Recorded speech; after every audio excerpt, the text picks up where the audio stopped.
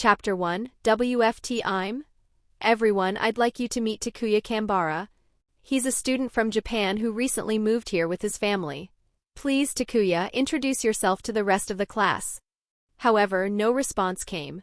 The boy they were referring to simply stood there, his eyes drifting from one side of the classroom to the other with an unmistakably lost expression.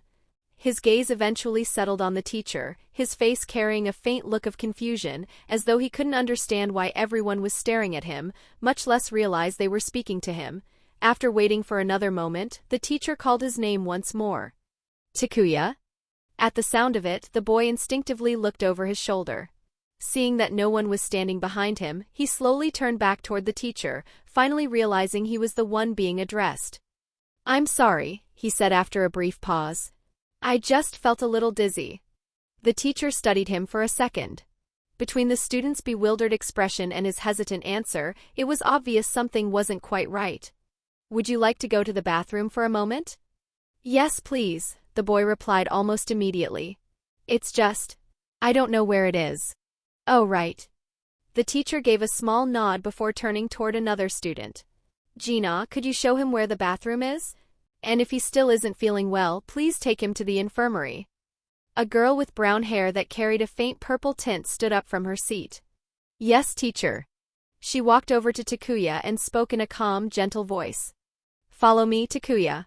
It's this way. If you'd like, we can go straight to the infirmary instead." "Thank you, but the bathroom will be fine." The two of them quietly made their way through the hallways.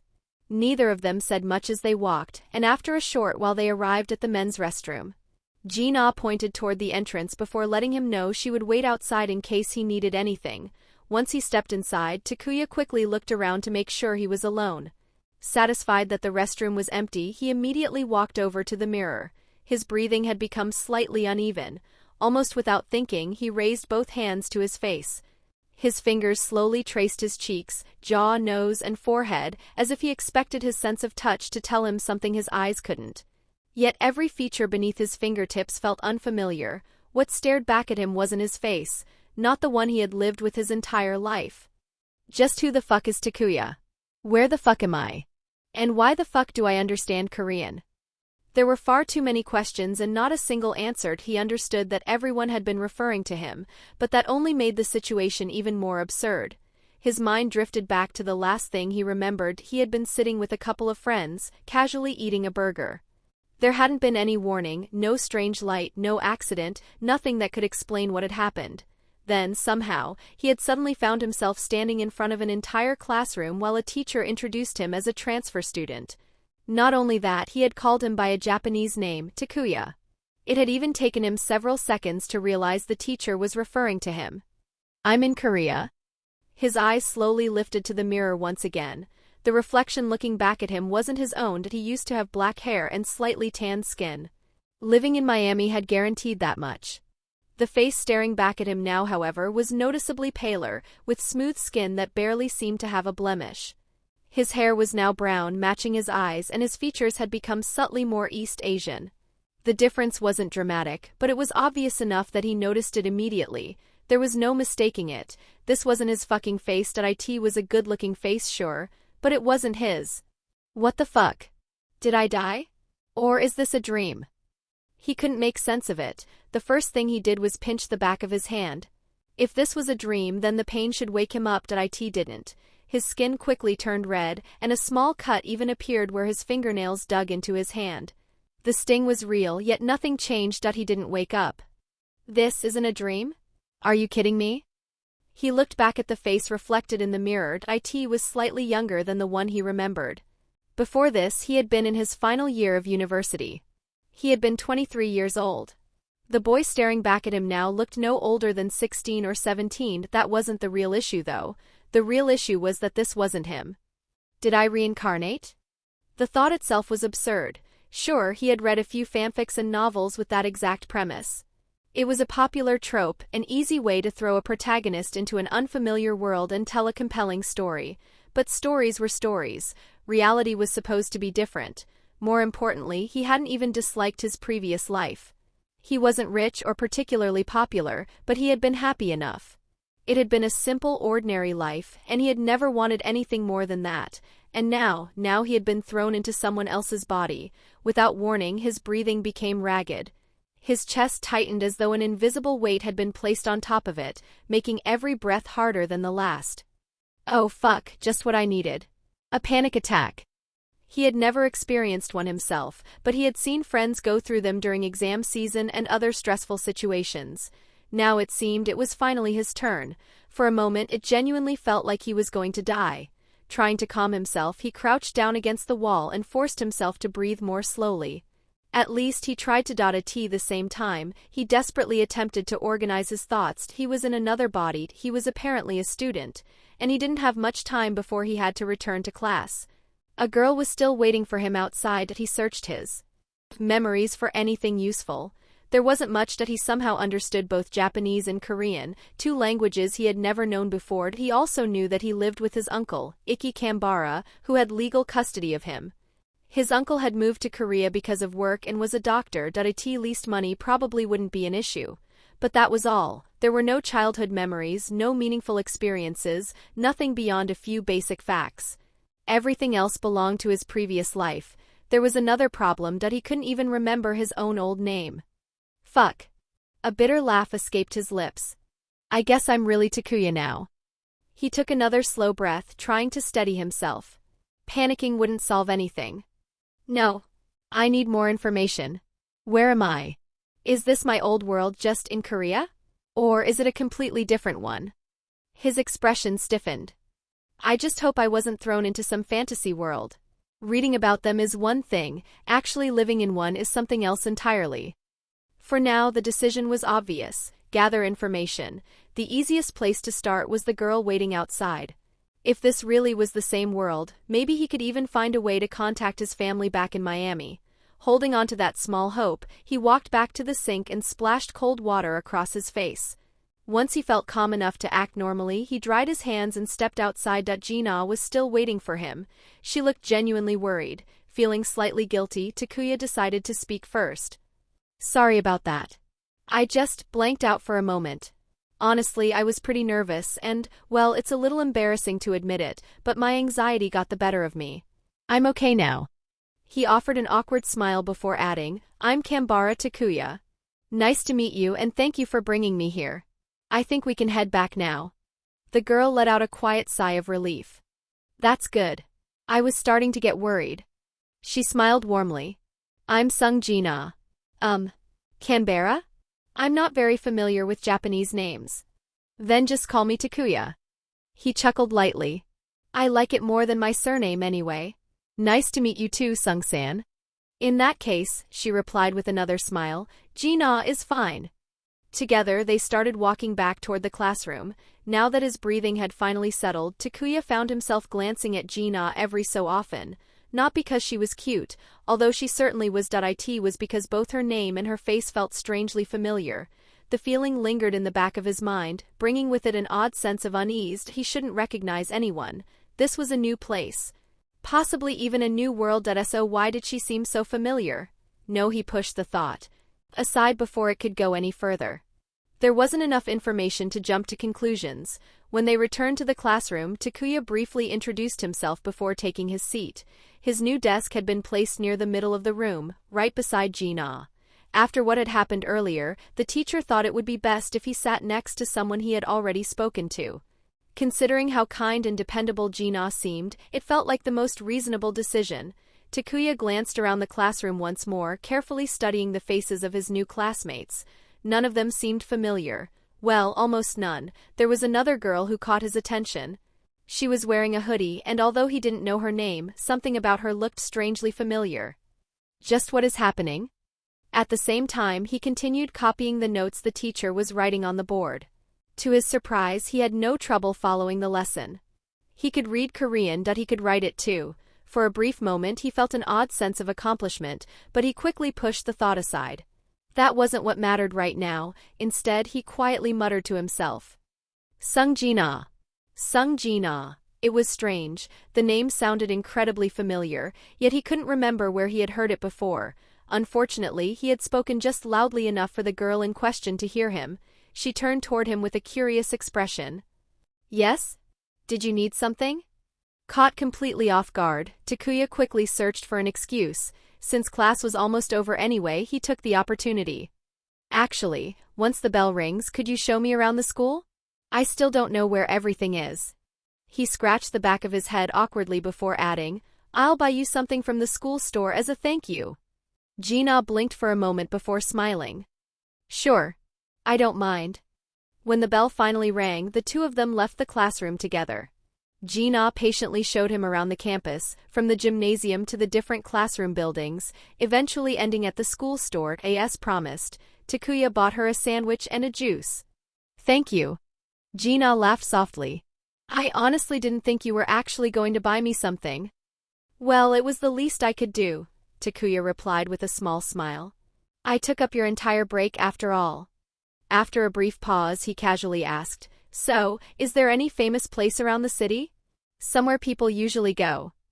It wasn't just small talk, he genuinely wanted to know where he was. Gina thought about it for a moment before shaking her head. Not really. I don't go out very often. My brother is a hunter, so I spend most of my time taking care of things at home.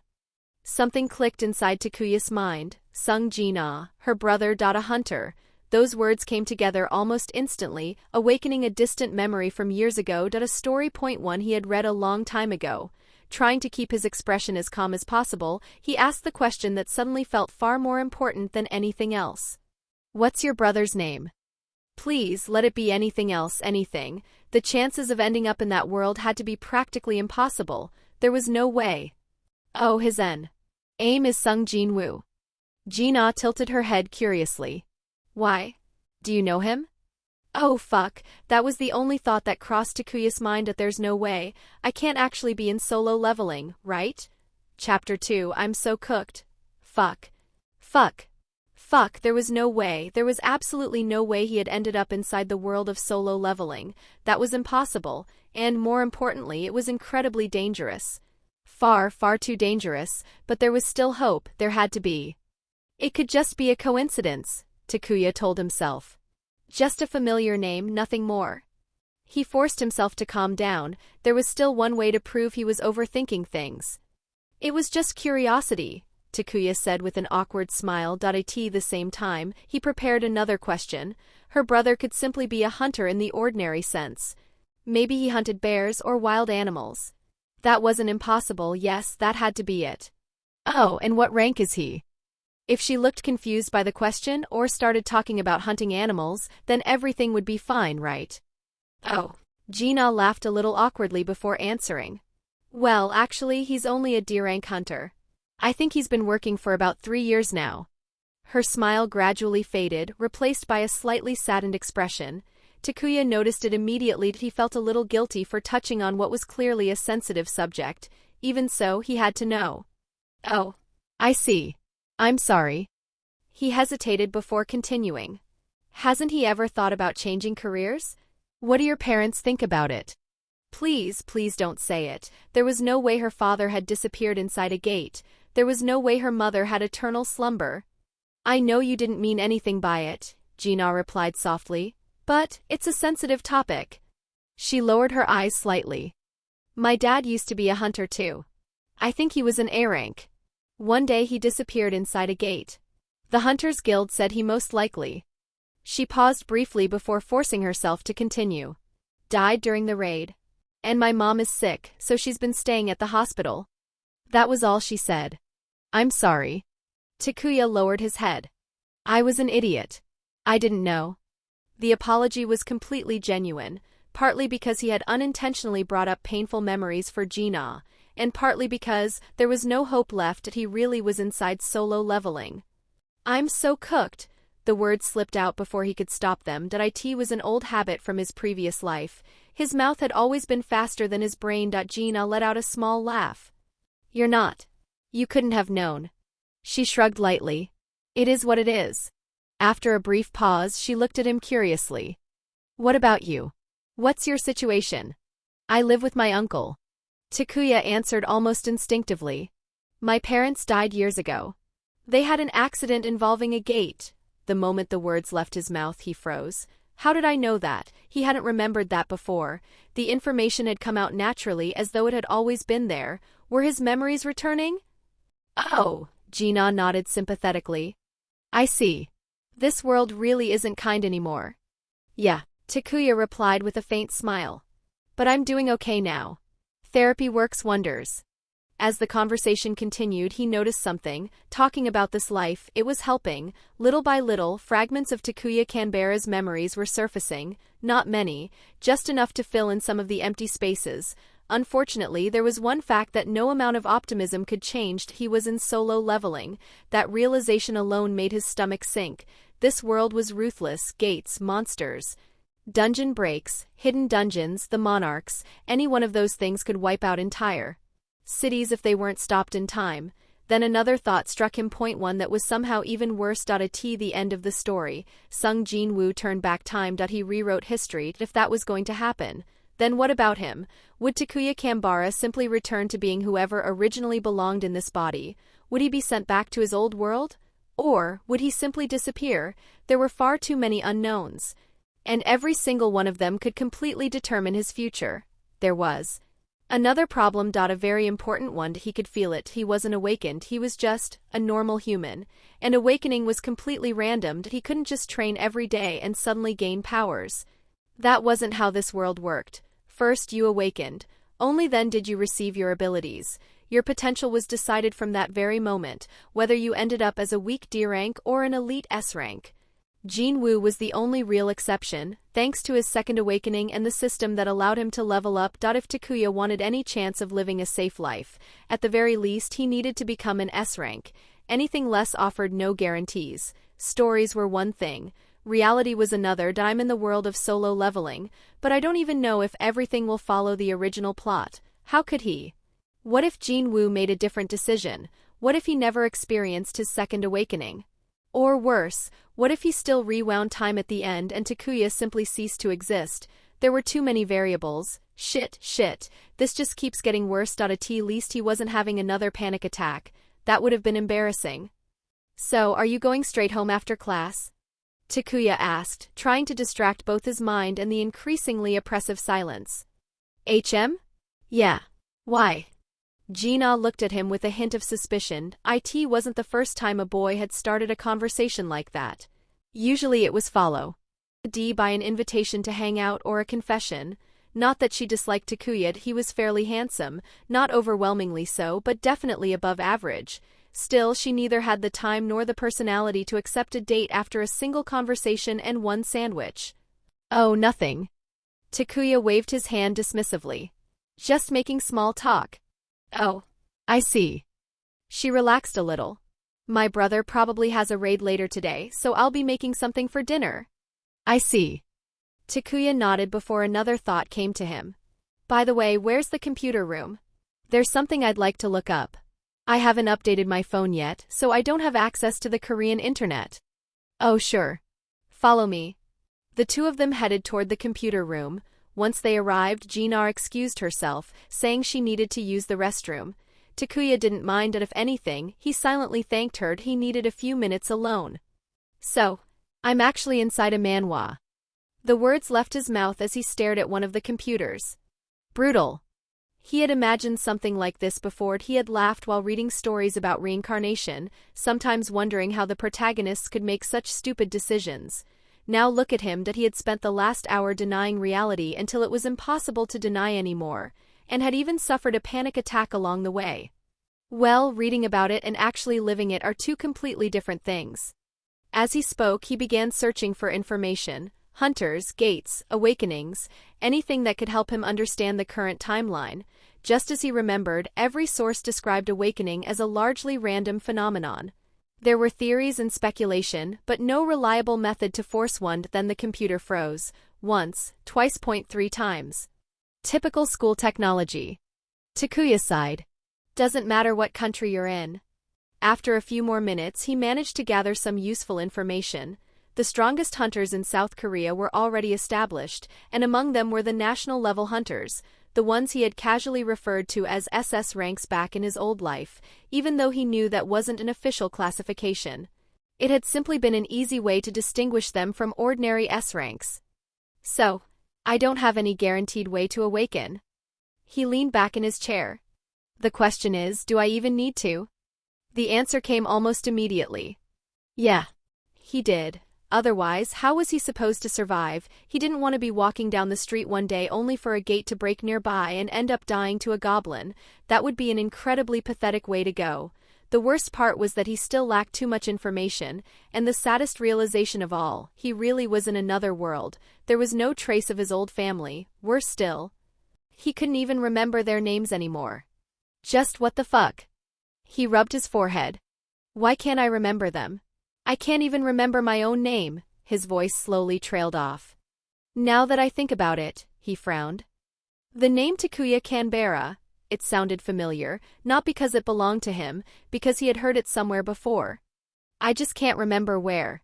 He clicked his tongue in frustration. That's not a good sign. A worrying thought crossed his mind. I just hope I'm not some minor character who dies in the story and I simply forgot about him. As far as he could remember, he was just another mob character. At least, he hoped he was. As he leaned back in his chair, thinking about what to do next, the computer screen flickered once again, then again and again. For a brief moment, lines of code flashed across the monitor before disappearing. This thing has a virus, Takuya muttered. Seeing no reason to stay any longer, he stood up and left the computer room. There wasn't much else he could look up for now. His next stop was class, and once school ended he would finally meet his uncle. Knowing about him was one thing, actually interacting with him was another. The rest of the school day passed quietly. Takuya paid attention during class, finding the subjects surprisingly familiar. Most of the material wasn't very different from what he had studied back in his previous life, making it easy enough to keep up. Now that I think about it, Gina had said her brother had been working as a hunter for almost 3 years. That meant he still hadn't experienced his second awakening. That if this were a novel, that thought alone would have been reassuring. That I still have time to prepare. But prepare for what? He hadn't even awakened himself. Almost absent-mindedly, he pulled out his phone to check the time. The screen suddenly flickered. Just for an instant, green, red, then everything returned to normal. Takuya frowned. It looked almost identical to what had happened with the school computer. That caught him off guard, but after staring at the screen for a few more seconds, he slipped the phone back into his pocket. I'm in a fantasy world, he muttered to himself. I should probably look into that later. A quiet chuckle came from beside him. You really talk to yourself a lot, don't you? Gina said with a smile. Takuya scratched his cheek in embarrassment. Yeah. It was an old habit. He had always done it without realizing, and it was always embarrassing whenever someone caught him in the act. When the final class ended, Takuya instinctively knew where to go. It was another strange phenomenon. Whenever he needed to remember something from this life, the memory would quietly surface on its own. Almost as if someone were feeding him information at just the right moment. As the day went on, more and more memories gradually returned. Not all of them, but enough, everything except names. Those were still frustratingly absent. The walk home took about 30 minutes at a relaxed pace. Fortunately, the apartment wasn't far from the school. His uncle's salary easily allowed them to live in central Seoul, where housing certainly wasn't cheap. As he walked through the streets, an electronics store caught his eye. He stopped. Almost on instinct, he pulled out his phone again. The screen looked perfectly normal. Then it flickered, green, red. Several colors flashed across the display before it stabilized again. Almost like a graphical glitch. As far as he could remember, nothing like this had happened in either of his lives. That alone made it worth investigating, and what better place to do that than an electronics store? Stepping inside, he headed straight for the smartphone section. He needed a new phone anyway. His current one was still configured for the Japanese network, and his uncle had already mentioned that it was probably time to replace it. He looked through the different models. Appearance-wise, they all looked more or less the same, so he ignored the marketing displays and focused on the specifications instead. After comparing a few models, he finally made his choice. A store employee soon approached him with a practiced smile. Excellent choice, sir. Takuya almost laughed. Some things really are universal. The employee explained that the model came in several colors, black, white, red, and a few limited editions. At least they were trying to make them look different. In the end, Takuya chose the black version with red metallic accents along the sides. It looked clean. Simple. He liked it. As he waited for the purchase to be processed, something caught his attention. The lights, the display screens, even the electronic price tags. For brief moments they all flickered just like his phone and the school computer had. His eyes narrowed. At least that confirmed one thing. Something was definitely happening. For a moment hope crept back into his mind. Maybe I'm about to awaken. Or perhaps he had already awakened and simply hadn't realized it yet. That possibility sounded much better than remaining an ordinary civilian. Whatever the answer was, though, this wasn't the place to investigate it. He would figure it out once he got home. At the very least, he had confirmed that whatever was happening wasn't limited to his phone alone. Chapter 3. Oh shit, now really I'm cooked. Once he got home, Takuya immediately noticed that his uncle wasn't there. Of course he wasn't. He was still at work. With the apartment completely quiet, Takuya took his newly purchased phone out of the box and began setting it up. From the very beginning, the screen flickered every now and then just like the old one had. Even so, he finished installing everything, transferred what little data he could, and activated his new number. A new phone. A new number. A new life. He wasn't sure he could really say that. Once everything was ready, he sat down on the couch and focused on the strange flickering. Every so often the screen glitched for a fraction of a second, but nothing else happened. Eventually, curiosity got the better of him. He started tapping the screen whenever it flickered, hoping for some kind of reaction. Nothing. With nothing else to do, he turned on the TV. A hunter was being interviewed. Cha Hae-in. Japan's female S-rank hunter. She really is beautiful, Takuya muttered with a faint grin. No wonder you stayed there, Jinwoo. The comment was little more than a joke to himself. He barely paid attention to the interview, his eyes returning to the phone in his hands. He didn't feel any different. No strange energy. No connection. Nothing that suggested he had become anything more than an ordinary human. Then, the television screen flickered as well. Takuya slowly raised his head. A few seconds later, the lights overhead began to flicker too. The entire apartment dimmed and brightened at irregular intervals, making the place look like something straight out of a horror movie. Oddly enough, he wasn't scared. If anything, he felt hopeful. Maybe this was finally something that belonged to him. The last time I thought I had hope, his smile stiffened. It didn't end very well. For the first time since arriving in this world, genuine fear crept back into his chest. Then, everything went black. The TV, the lights, his phone, every electronic device in the apartment shut off simultaneously. The silence lasted only a second. The screens suddenly turned back on. This time, however, something emerged from them. A small portal formed in front of the television, its edges made of shifting lines of glowing code that continuously rearranged themselves. Shit. That was the only thought that crossed Takuya's mind. He stared at the portal without moving. Think. He slowly backed away from it. To his surprise, the portal vanished from the television and instantly appeared on the smaller monitor across the room. He took another step. Again it disappeared and reappeared beside him. It's following me.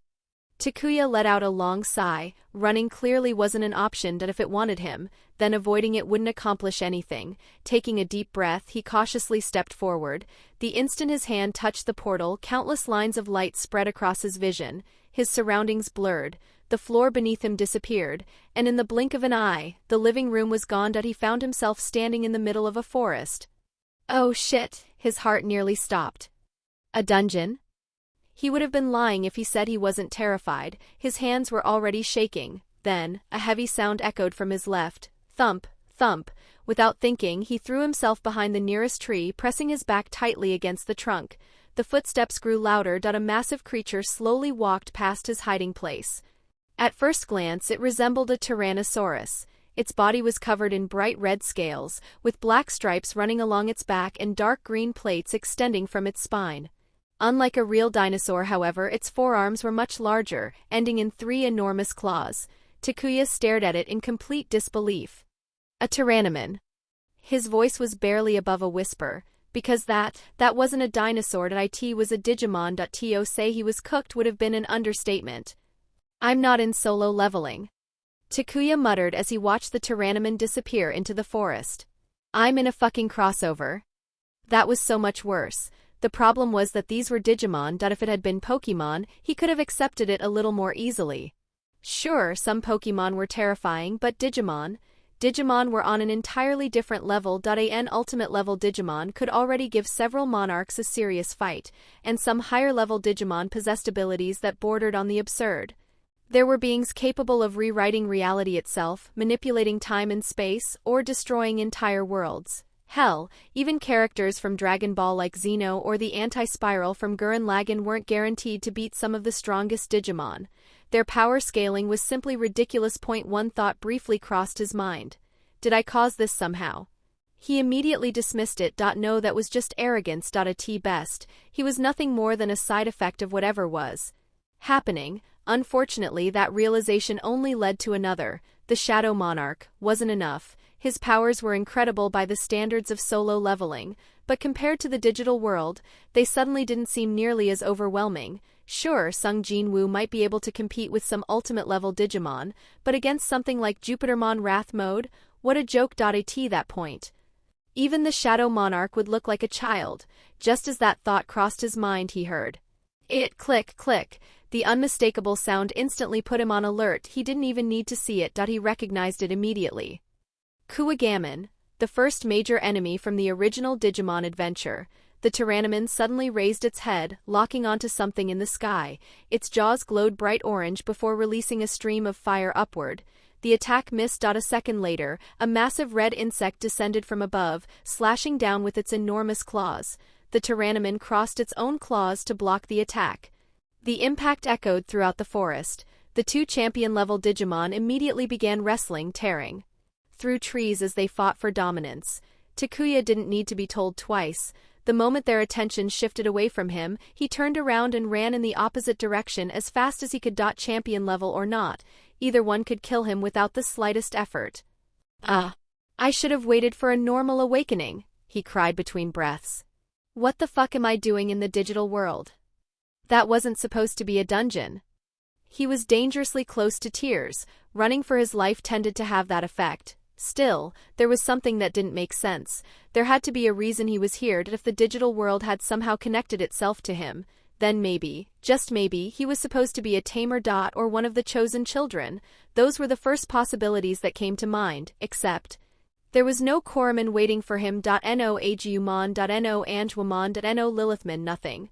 Just two giant monsters that could kill him. The moment they noticed he existed as he continued running, he realized he was still holding his new phone. He quickly ducked behind a large boulder before pulling it out.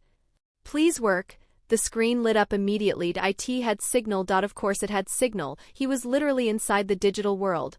What caught his attention, however, was something else. The signal indicator read 7G. Then, a second later, 9G. Now that's good reception. Back in the solo leveling world, they were barely using 5G. The map. He quickly opened the navigation app. To his surprise, it worked perfectly. The display showed a vast forest along with his current location. As he zoomed out, another marker appeared in the distance. Spirit Cave. Spirit? The word felt incredibly familiar. Then, everything clicked into place. His name, Takuya, the Spirit Cave. He slowly raised his head. No way.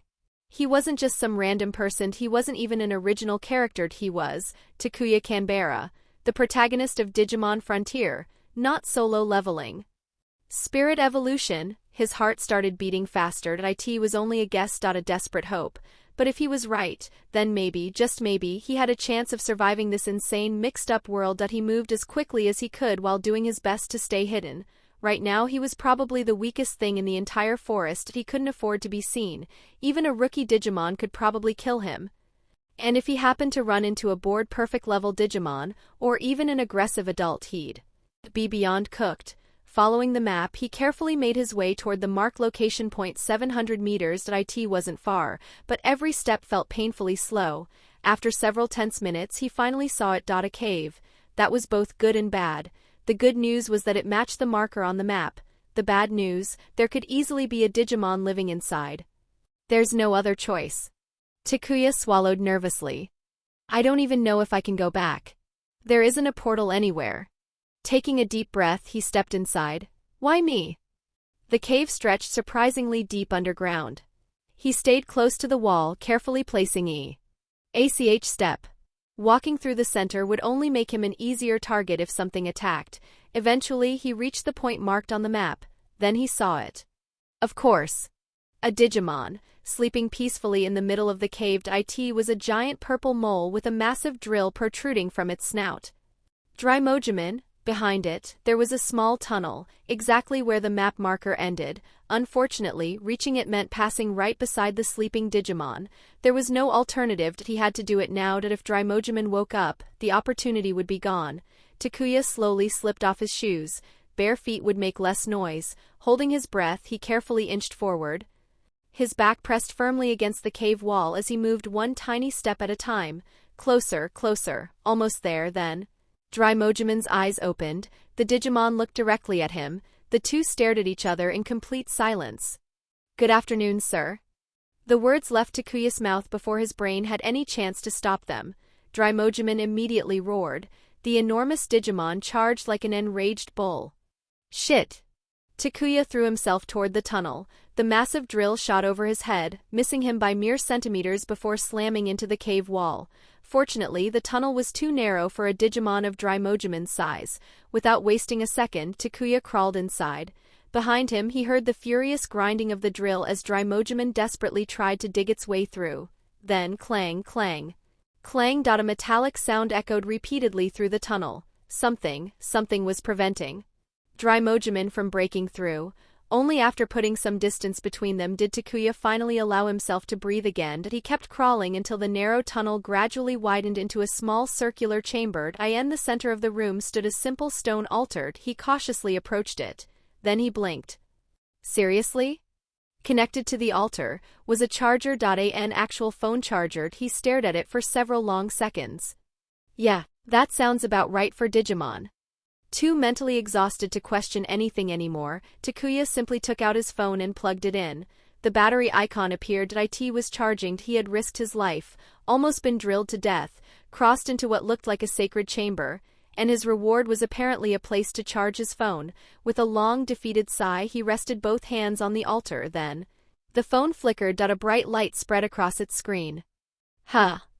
The device suddenly began changing shape. Panels shifted, pieces unfolded and reassembled themselves like a miniature transformer. Metal folded over itself with mechanical precision until, a few moments later, the transformation was complete.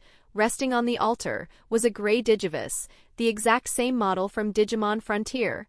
Finally, something useful. He immediately picked it up. The moment his fingers wrapped around it, something went horribly wrong. The Digivice suddenly became soft and it began melting in his hand like molten metal. What the? An intense burning pain shot through his arm. Instinctively, Takuya tried to throw it away. He couldn't. Instead, the liquid metal clung tightly to his skin. Every part of his body that touched it became stuck as well. No! The molten Digivice rapidly spread across his hand before sinking beneath his skin. It felt as though burning metal was forcing its way directly into his body. The pain was unbearable. He collapsed onto the floor, desperately trying to tear it off, but there was nothing left to grab. It simply kept sinking deeper. He was on the verge of blacking out. Then, the pain abruptly stopped. Silence filled the chamber. A second later, a translucent screen flickered into existence before his eyes, floating in the air. Chapter 4 System? Digivice? A translucent screen floated before him. It looked similar to the game-like systems from countless fanfics, or even the one Sung Jin Woo possessed. However, this one was different. Its interface was much simpler, almost entirely digital, with lines of code constantly flowing beneath the text. Dscan. Connecting Dscan. Connecting Dscan. Online.dscan host. Takuya Canberra age, 16 unlocked Digispirit, none data, 0 bytes please select a Digitama to begin. Digitama of water, Digitama of wind, Digitama of wood, Digitama of darkness, Digitama of light, Digitama of fire, Digitama of thunder, Digitama of steel, Digitama of earth, Digitama of ice. Takuya silently looked over the list before giving a small nod. Yeah, this is definitely based on Frontier. So he had to choose his path. I still don't know exactly how this system works. Digimon are supposed to have countless evolutionary possibilities. He muttered. But I guess this starts with the 10 legendary warriors. His first eliminations were immediate. Water and wind are out. He had absolutely no intention of becoming a woman. No, thank you. They were powerful spirits, sure, but that alone wasn't enough to convince him. That left 8 options. Wood, steel, and earth are out too. The reason was much simpler. He knew almost nothing about their later evolutionary lines, especially their fused forms and further. Besides, I'll be honest, their designs are kind of ugly. Those were gone as well. That leaves light, fire, ice, thunder, and darkness. He crossed his arms while thinking. I don't know enough about the later forms of ice or thunder either, so I won't gamble on those. Only 3 remained: light, fire, darkness. Darkness has one very big problem, he let out a sigh. One of its Evo. Lucian's is Kaiser Lehman. Just saying the name made him uncomfortable. That's basically a walking death flag. Yes, it was nothing more than a superstition, even so he wasn't eager to test it. So, fire or light? Those 2 stood above the others for another reason. They were the only spirits whose final forms he knew for certain. Kaiser Grayman. Magna Garuramon. Technically, both required the combined power of multiple legendary spirits. There was no guarantee this system would even allow him to reach them. For all he knew, he might never unlock those evolutions. Still, if there was even a chance. Those 2 paths offered the greatest potential. Takuya remained silent for several seconds before smiling to himself. I guess there's only one answer. He slowly reached toward the floating menu. If I'm Takuya, then I might as well be Takuya until the very end. Without another moment of hesitation, he selected the fire digitama. The instant his finger touched the option, the screen reacted. The list vanished. New text immediately appeared. Selection confirmed. Fire digitama selected. Integrating data. Modifying host body. The moment the last line appeared, pain consumed Takuya. His entire body felt as though it were melting from the inside out. It wasn't ordinary pain. It was as if every muscle, every bone, every cell was being torn apart and rebuilt at the same time. He could have sworn he saw streams of code crawling beneath his skin, flickering through his flesh like glowing veins. It hurts. His scream echoed throughout the chamber. His body convulsed violently against the stone floor, unable to control itself. The agony became so overwhelming that his vision went black. For a brief moment, he lost consciousness, only to wake up again because of the pain, again and again. Every time his mind escaped, the unbearable agony dragged him back. Time completely lost its meaning. Minutes, hours. He couldn't tell anymore. Eventually, the pain began to fade. His breathing was ragged and his entire body trembled uncontrollably. This time he didn't imagine it. Countless lines of glowing code floated through the air, surrounding him before gradually sinking back into his body. Then the screen reappeared. Body partial modification complete. Primary fire line established.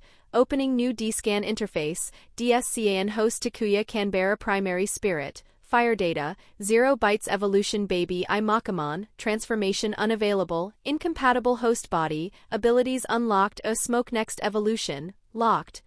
Requirement 10 kilobytes of data. Takuya stared silently at the floating interface, still breathing heavily. What? He read it again and then a third time. Makamon? Of all the possibilities, Takuya stared at the screen for several long seconds. Seriously? He had expected the spirit of fire, Agnemon, not Makamon. That could only mean one thing. I have to evolve one stage at a time before I can reach Agnemon. It wasn't the answer he had hoped for. His eyes shifted toward the only listed ability. Smoke. Well, it made sense. Baby Digimon weren't exactly known for having devastating attacks. He focused on the skill, imagining smoke pouring from his hand. Almost immediately, a thick gray cloud began flowing out from the palm of his right hand. Ha! It spread surprisingly quickly, forming something like a smoke curtain. After a few minutes, the entire chamber was filled with smoke. Curiously enough, he could breathe just fine. So that's it, he looked at his hand. I don't feel any stronger either. Just then, something appeared in the corner of his vision. A small notification. When he focused on it, another window expanded. Would you like to begin the tutorial? Yes/no, of course. Without hesitating, he selected yes. A countdown immediately appeared. 3, 2, 1. A loud rumble echoed through the chamber. The stone wall in front of the altar slowly rose, revealing a passage beyond. I guess that's my cue. There wasn't much else he could do. Takuya cautiously walked forward. For now, the only ability at his disposal was smoke. It wasn't even an offensive skill. He would have to be careful. As the tunnel came to an end, sunlight spilled into view. Beyond it stretched a grassy field. Waiting there were 4 Digimon. 2 Pink Koraman and 2 Caprimon. The moment Takuya stepped out of the tunnel, All four turned toward him. Their expressions immediately became hostile. Without a second's hesitation they attacked. Bubbles. Several bubble blows flew straight toward him. Thinking they couldn't possibly hurt, Takuya instinctively raised an arm to block them. Ow! The bubbles stung far more than he expected, but he quickly jumped sideways to avoid the rest. Looking down, he noticed the skin on his forearm had turned bright red where the bubbles had struck. So they actually hurt. Before he could recover, the two Caprimon charged. The horns on their helmets began glowing before releasing strange shockwave-like blasts. Takuya had never seen that attack before, but he wasn't interested in finding out what it did, either he dodged immediately. The instant he regained his footing, he activated smoke. Gray clouds rapidly spread from both of his hands, quickly obscuring the battlefield. If you're trying to kill me, then I don't have a reason to hold back. After all, Digimon were creatures that fought to survive. Using the smoke as cover, Takuya circled around them until he reached the nearest Caprimon. Before it could react, he grabbed one of its horns. The baby Digimon was incredibly light that he lifted it into the air and swung it directly into one of the Coromon. Thud! Both Digimon cried out in pain. Sorry. Takuya genuinely felt a little guilty. They looked more like oversized babies than monsters. Unfortunately, the moment they saw him, they had tried to kill him. There wasn't much room for mercy. Still holding the struggling Caprimon, he continued using it like an improvised club, taking advantage of the smoke to keep the others disoriented. After several more impacts, the Caprimon suddenly dissolved into countless particles of light data. The glowing fragments rushed toward Takuya before disappearing into his body. A notification immediately appeared. Data, 20 bytes, only 20. Takuya sighed. So even reaching Baby 2 is going to take forever. He didn't stop. Taking advantage of the smoke screen, he fought the remaining 3 baby Digimon one after another. The battle wasn't difficult, just slow. Eventually, the last Coromon also dissolved into Data. Another notification appeared. Data, 80 bytes. Before he had time to celebrate, a new message appeared. Tutorial complete. To return to the real world, reach the Baby 2 stage. Seriously? Takuya's shoulders slumped. His motivation immediately dropped. If baby Digimon only gave 20 bytes each, then he still had a very, very long way to go. I'd better get moving. With a tired sigh, he continued walking across the grassy field. Every so often, another baby Digimon appeared in the distance, but he fought them one by one, always trying to take advantage of the element of surprise. There was no reason to drag the battles out. They were only baby Digimon, and although they could still hurt him, they weren't particularly difficult to defeat. Little by little, his data count steadily increased. Eventually, however, he noticed something different. Far in the distance, just beyond what looked like the baby Digimon territory, a small white creature with floppy ears and a golden collar calmly walked through the forest. Plotmon. Takuya immediately recognized it. A rookie, a Pacific one. Even if it was only a Pacific rookie-level Digimon, he had no intention of underestimating it. From that stage onward, Digimon became genuinely dangerous. He slowed his pace and carefully followed it into the trees. Fortunately, the forest provided plenty of cover. As he closed the distance, Plotmon suddenly stopped. Its ears twitched. It slowly looked from side to side. It sensed something. Takuya froze without making the slightest sound. After a few tense seconds, Plotmon seemed to decide there was no danger and resumed walking. Takuya silently let out the breath he had been holding. He continued following it, patiently, carefully, never getting too close. Nearly an hour passed before the opportunity finally presented itself. Plotmon wandered beneath a large tree before lying down to rest. Now, without hesitation, Takuya burst from the bushes. He wrapped one arm tightly around Plotmon's neck from behind, locking it into a chokehold before it could react. The rookie immediately struggled. It kicked, scratched, twisted its body. It even tried to attack, but Takuya refused to loosen his grip. The two rolled across the forest floor, wrestling violently through the dirt and fallen leaves. Come on, just stay down. Seconds felt like minutes, and then a crack sound came out Plotmon's neck. Then, without warning, Plotmon's body dissolved into countless particles of light. The data flowed directly into Takuya. He remained kneeling on the ground, breathing heavily as a familiar notification appeared before his eyes. DSCN host. Takuya Canberra primary spirit. Fire data, 16 KB evolution favorable, baby I. Makamon transformation unavailable, incompatible host body, baby 2, Demi Marimon, favorable, transformation.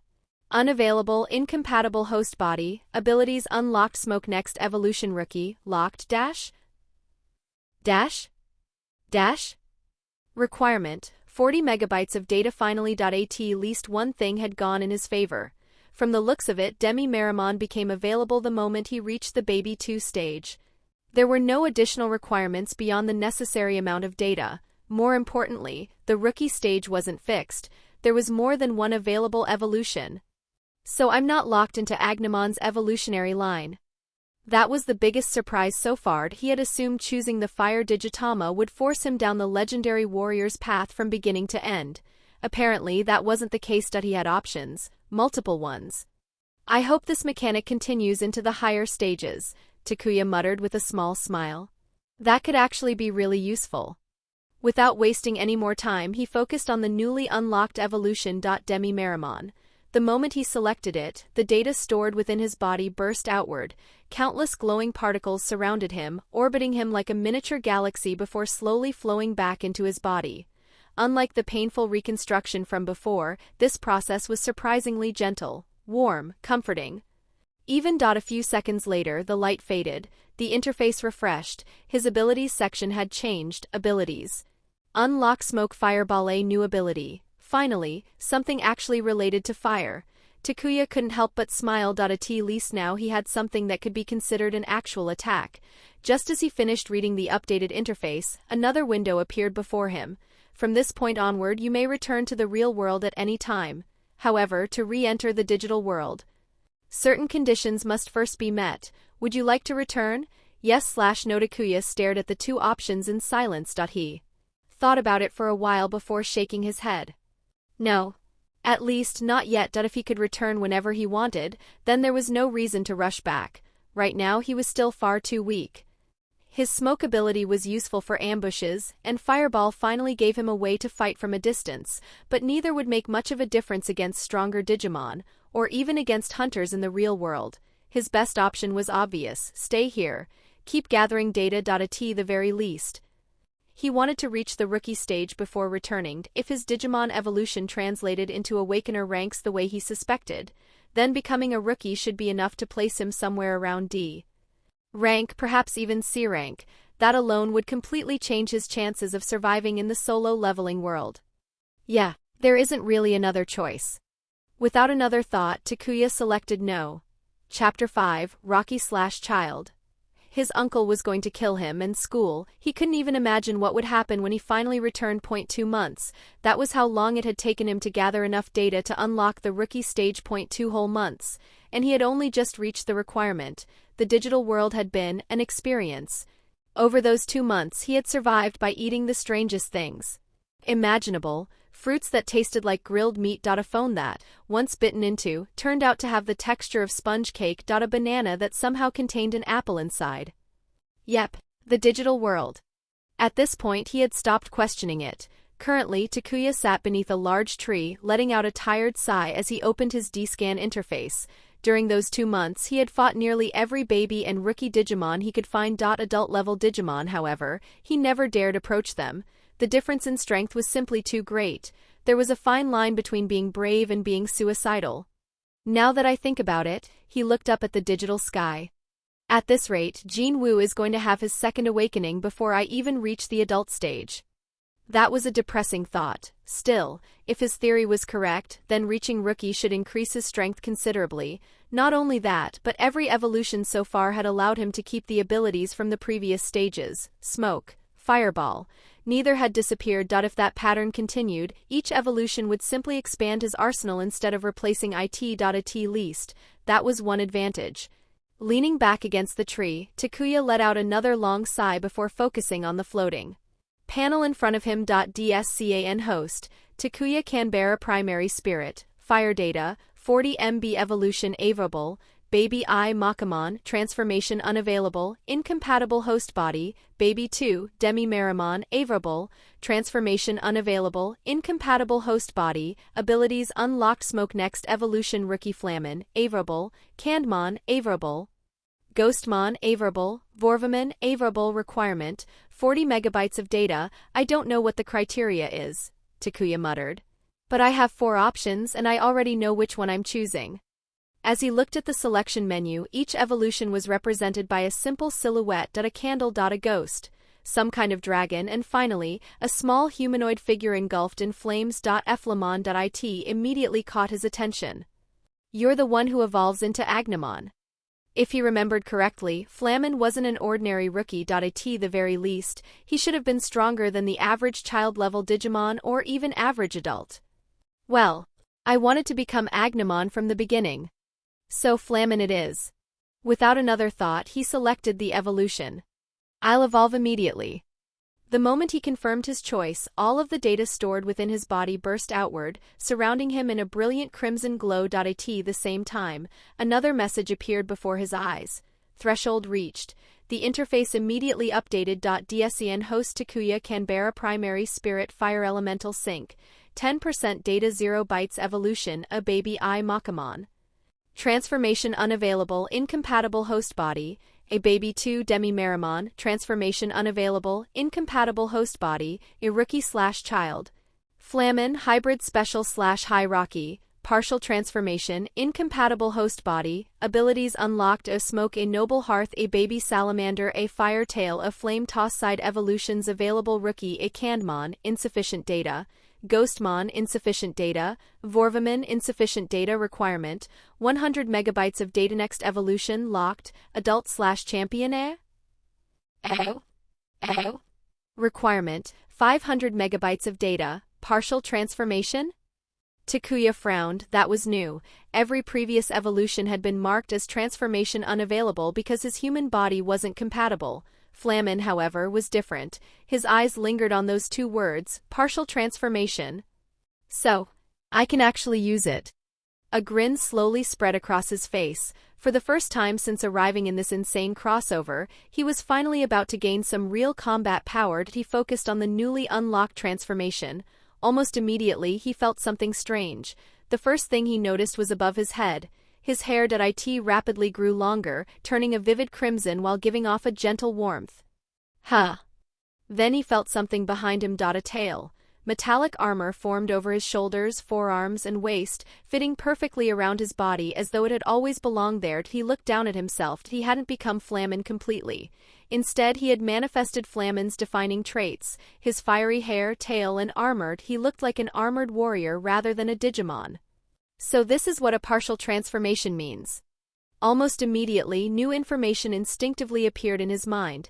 His abilities had changed. Fireball was gone. In its place, Fire Toss. Yet somehow he instinctively knew that it wasn't a different technique. It was simply Fireball's stronger version. Takuya cancelled the transformation. The armor vanished. His hair returned to normal. Even so, he stretched out a hand. Fire Toss. A blazing sphere shot out from his palm. This time it wasn't the size of a tennis ball. It was closer to a volleyball. He did the same with his mouth and worked. Definitely an upgrade. Next, he tested another ability. Noble Heart. His fist became enveloped in flames as he threw a straight punch. The attack activated perfectly. Not bad. Finally, Baby Salamander. He punched twice into the air. A pair of flame-shaped projectiles burst forward, each roughly the size of a volleyball. So that's the baby attack. Then he transformed once more. Immediately, he noticed another difference. His body felt lighter, smoother. His movements flowed naturally, requiring less effort than before. He also felt noticeably stronger and faster. The increase wasn't overwhelming, but it was obvious. It reminded him of removing heavy training weights after wearing them for hours. Everything suddenly felt more responsive. Even controlling the flames required far less concentration. So it's more complicated than I thought. Takuya crossed his arms while organizing his thoughts. The evolution itself is permanent. For all intents and purposes, I'm always in the Flamon stage now. But the transformation lets me draw out the full potential of that evolution. That actually made a surprising amount of sense. I guess it's time to head back to the real world. He paused. But first, one last test.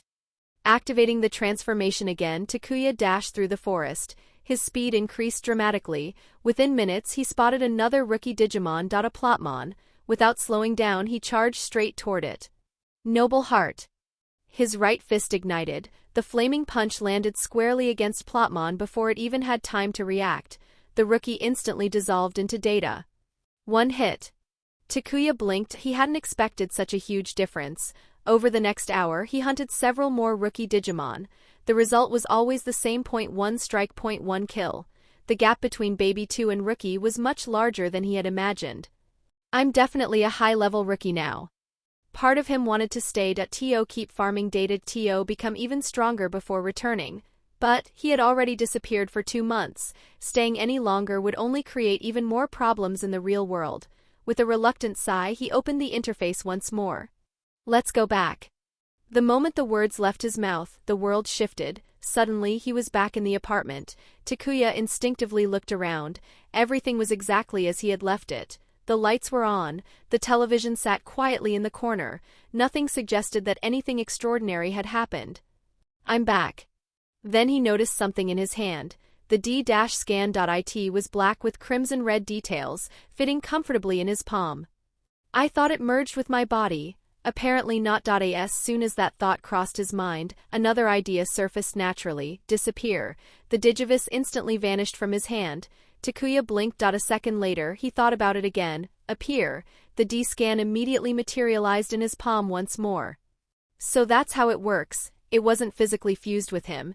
Instead, it was completely linked to him, allowing him to summon or dismiss it whenever he wished. Before he could examine it any further, a familiar voice exploded from behind him. Takuya! Where the hell have you been? Takuya immediately turned around. Standing there was his uncle, Ikki Canberra. Now that his memories had mostly returned, Takuya realized he actually resembled his mother far more than him. Well, that made sense. They were siblings. Sorry. It wasn't on purpose. Takuya lowered his head slightly before meeting his uncle's eyes. I think I awakened. There was no point in lying. As strange as the truth sounded, it was also the only explanation he could give. People disappearing during an awakening wasn't unheard of. Some awakenings produce bizarre phenomena. This one just happened to involve another world.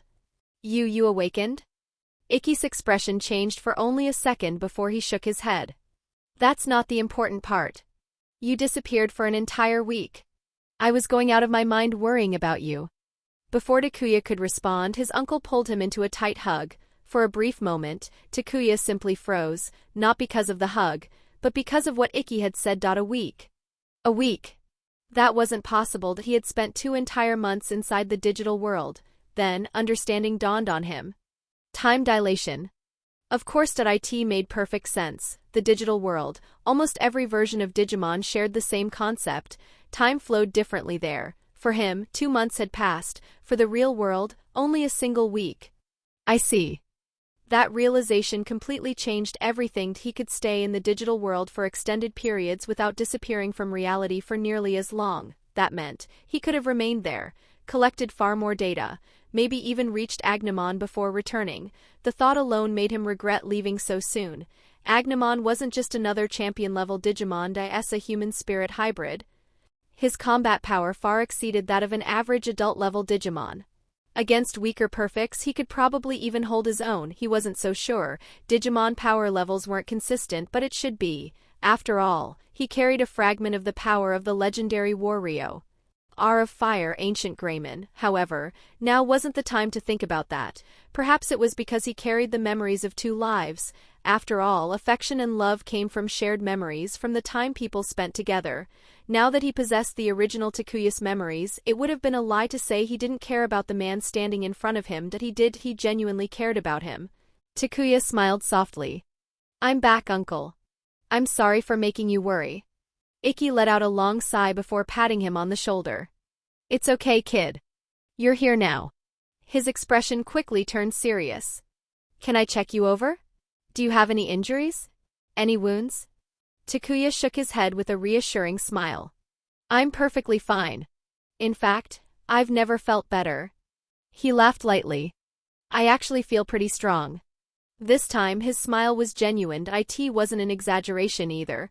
Compared to an ordinary person, his body was absurdly stronger.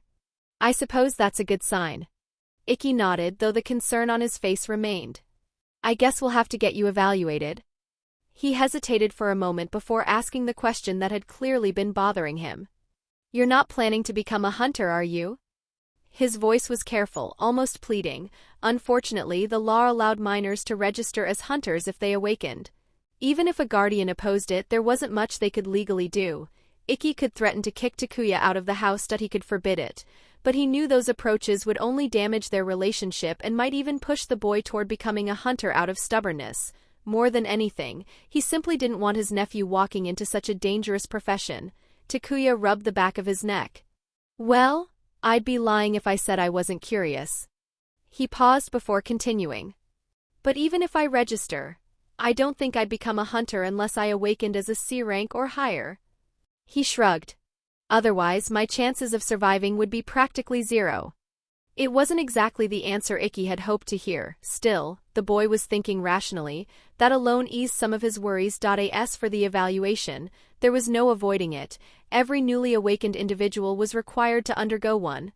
We'll go tomorrow, Ikki said with a nod.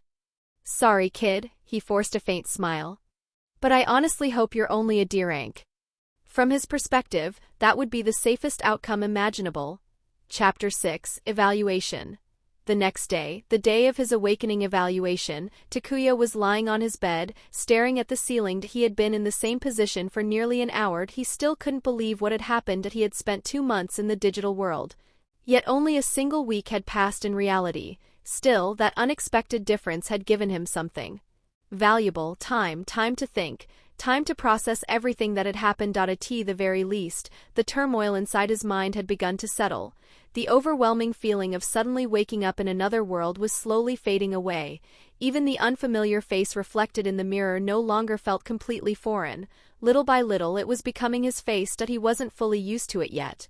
But he no longer panicked every time he looked at himself. I guess I'm adapting. There was also one thing he couldn't complain about: he hadn't spent long in this world without any means of protecting himself. Whatever had brought him here, it had clearly intended to give him power from the very beginning. I don't even have a partner. He frowned. I'm the Digimon in question. He scratched his head. I'm not one of the chosen children either, at least it doesn't look that way. I don't have a mission. No one has told me to save the digital world. He paused before shrugging. So, am I more like a tamer? Except I don't have a partner. I guess I'm my own tamer. Whatever. That wasn't the real issue. The real issue was something far more terrifying. Digimon exist. Just saying those words made him sigh. That meant one thing: Antares, the strongest Monarch in the verse, probably wasn't actually the strongest being anymore. Takuya could think of dozens of Digimon capable of crushing him without much effort. That was simply how absurd Digimon became at higher evolutionary levels. If I'm being honest, I'd rather fight Antares than Loosemon Satan mode. And that's saying something. He rubbed his temples. So, I just hope this is only a system meant to help me, and not a sign that Digimon are going to start invading the real world. Unfortunately, Takuya wasn't naive enough to truly believe that. If anything, experience had already taught him that whenever he wished for the easiest outcome, reality tended to choose the exact opposite. Just like when he had hoped not to end up inside a fantasy world, there was another question that kept bothering him. Who had brought him here? Yggdrasil? Homeostasis? Homeros? Some powerful Digimon?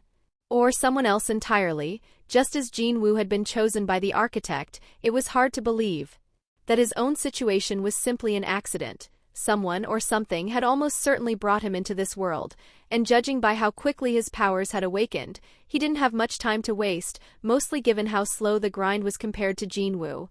Lost in his thoughts, Takuya was brought back to reality by a knock on his bedroom door. Takuya, it's time to go. It was his uncle. Coming. Today was the day of his awakening evaluation. Unless someone was particularly important or had connections, there was no need to schedule an appointment in advance.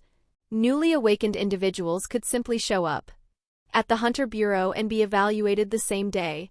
That was how valuable hunters were, and more importantly, how dangerous they could become if left unregistered.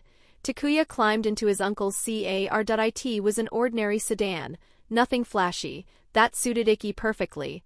He had never liked expensive or ostentatious cars, preferring practical ones instead. The drive through Seoul was quiet. Neither of them spoke much. When they finally arrived at the Hunter Bureau, the building was bustling with people. Not everyone was there for an evaluation, of course. Hunters, guild employees, civilians, and applicants constantly came and went, making the place busy throughout the day. The registration process was surprisingly simple. Name, national ID number. A few signatures. That was all. Afterward, Takuya received a waiting number and took a seat beside his uncle. As the minutes slowly passed, he noticed Ikki growing increasingly restless. He kept checking the evaluation room every few seconds. Takuya wanted to reassure him. Unfortunately, there wasn't much he could say. It wasn't as though he could simply promise not to become a hunter anymore. His own thoughts drifted elsewhere. Truthfully, becoming a hunter had never been his dream. He wasn't particularly fond of the profession. But realistically, he didn't have much of a choice. Power meant survival, especially now that he knew Digimon existed somewhere beyond the digital world. The more he thought about it, the less this felt like a decision. It felt like a necessity. Eventually his number was called. The evaluation room was surprisingly plain. There was only a single object in the center. A giant crystal sphere. The evaluator, a woman wearing the bureau's uniform, gestured toward it. That is a magical instrument used to measure an individual's mana. When you place your hand on it, simply channel your mana into the sphere. The device will analyze it and send the results to our system. It doesn't matter whether you're a mage or a close combat fighter. Your mana capacity determines your rank. The difference lies only in how each person uses that mana. Takuya nodded. More or less, he already knew how the process worked. Still, there was one problem. If he wanted the most accurate evaluation, he would probably need to transform. Otherwise, he wouldn't be drawing out his full power. Without saying a word, he activated Flammen's partial transformation. Crimson data wrapped around his body. His hair instantly turned bright red. A small tail appeared behind him. Metallic armor covered his shoulders, forearms, and waist. The evaluator's eyes widened. Oh, a transformation-type awakening? Those are quite rare.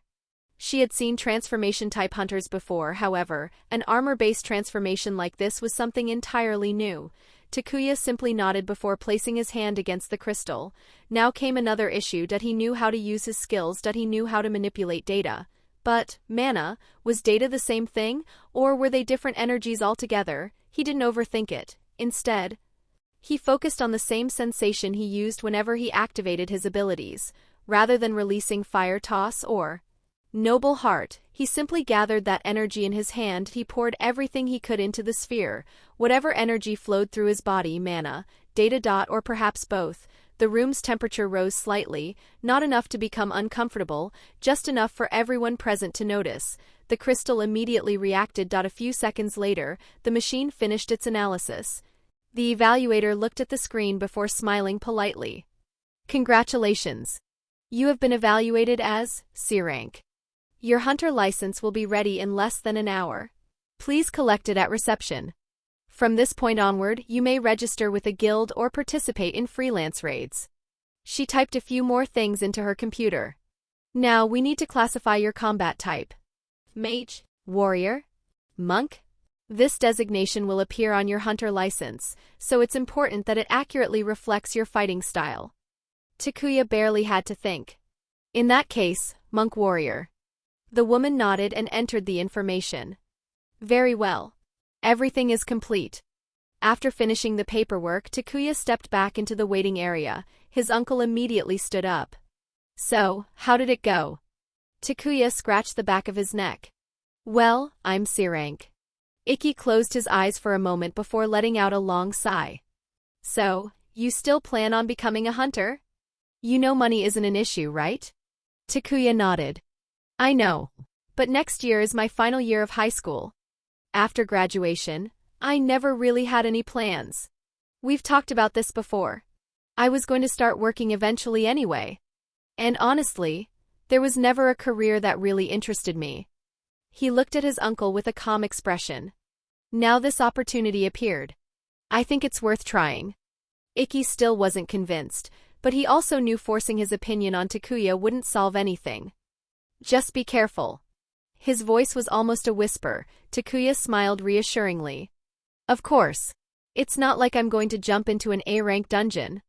I'll only enter gates below my level. Honestly, I plan to start with D-rank gates. I'd rather gain experience first. There isn't any reason to risk my life. A faint smile finally appeared on Ikki's face. At least you still have some common sense. He folded his arms before giving Takuya a suspicious look. So, when are you planning to start? Knowing you and your impulsive personality, you've already looked for a raid, haven't you? Takuya froze for half a second. His uncle. He had guessed correctly. Earlier that morning he had already been browsing hunter websites. There were several D-rank gates looking for additional Vanguard fighters with at least C-rank qualifications. He had been seriously considering signing up, until Ikki interrupted him. Then, another thought crossed his mind. Wait, why does my uncle know me this well, technically? He wasn't the original Takuya, he was someone else, so why did Ikki's description fit him perfectly? The answer came almost immediately. The memories that he really was being influenced by this world's Takuya, his habits, his instincts, his personality. For a moment he compared them to those from his previous life, then he blinked. No. He had always been like this, even before reincarnating, impulsive, curious. The original Takuya simply happened to share almost the exact same personality. Maybe that's why I'm here. The word slipped out before he realized it. Maybe compatibility had been the reason he had been placed into a body that matched him almost perfectly. He hadn't needed to fake his behavior. The memories blended naturally because, at their core, the two Takuyas weren't that different. Then he shifted his attention back to his uncle. I was thinking of joining a raid sometime this week. A D-rank team. Something below my current rank, something easy. That way I can gain experience without taking unnecessary risks. At least the kid had some common sense, taught his uncle. The rest of the week Takuya spent his time training and polishing his movements and also went back to class. Chapter 7, First Raid.